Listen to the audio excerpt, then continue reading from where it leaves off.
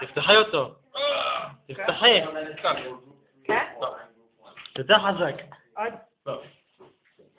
תתני סיבוב, טיל.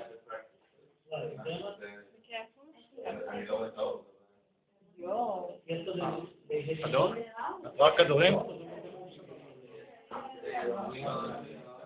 וואי, רואים את זה מפה גם. איזה מגניב. חובת מסירים.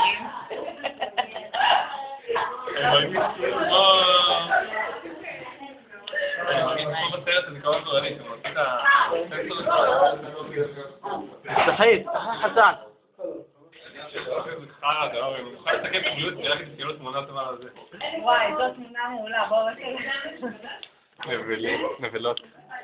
אני לא מאמין שאני מוציא אותם.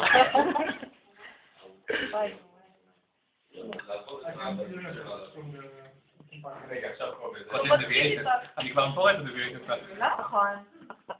איזה דביעית?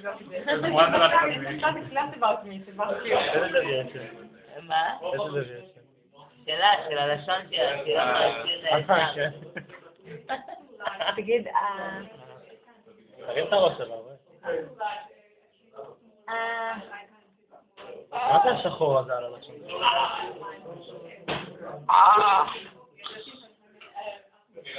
אני חושב שתמשיך במקל. לא, אבל ככה עושים את זה. יכולה להוריד את הלשון. החיידקים מהברזייה.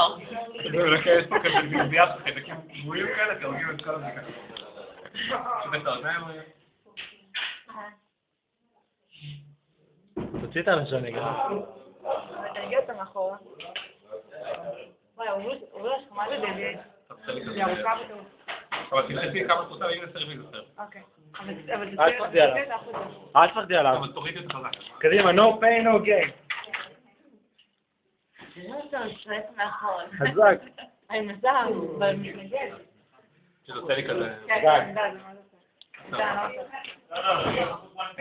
הנה, שים ככה. תסתכלי רגע עם המראה מה את רואה פה ואת תחפשי את זה. לא, חיפשתי את זה, לא מצאתי. זה פעם אחרונה? אני כן דואט. הלשון לא מפריע לי, זה מפריע רק שהוא נוגע בלמעלה.